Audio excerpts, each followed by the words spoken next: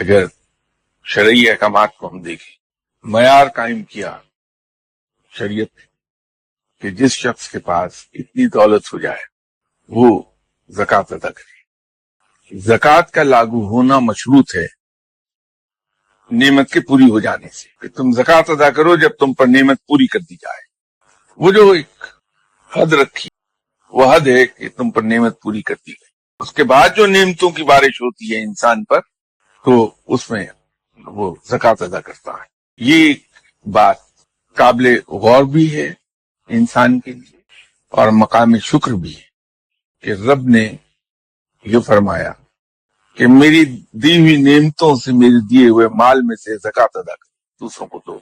اور اگر ہم کسی کو صدقہ و خیرات کی صورت میں دیں اللہ کے نام پر تو اللہ کے ذمہ قرض ہو گیا۔ یہ سخاوت کی انتہا ہے کہ جو کچھ ہمیں عطا کیا رب نے عطا کیا، جو کچھ ہمارے پاس موجود ہے وہ رب کا عطا کردہ ہے، رب کی ملکیت۔ اور اس نے خود بھی کہا کہ میرے دیے ہوئے مال اور میری دی ہوئی نعمتوں میں سے اس کا اپنا مال جس کو ہم بھی استعمال کر رہے ہیں، ہمارے تصرف میں ہے، جب اسی مال میں سے ہم خود رب کے نام پر کسی کو کوئی چیز دے دیں تو رب کے ذمہ قرض ہو گیا۔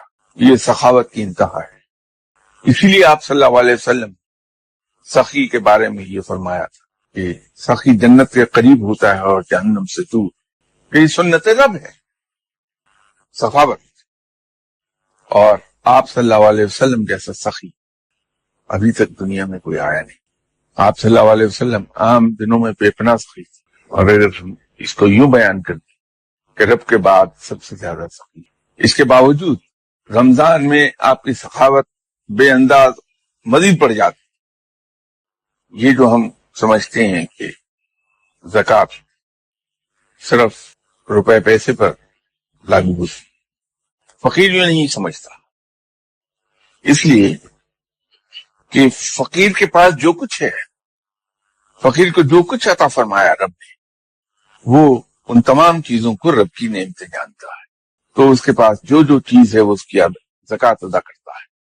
وہ علم کی زکوٰۃ ادا کرتا ہے کہ علم رب کی عطا کردہ نعمت ہے اس کے پاس۔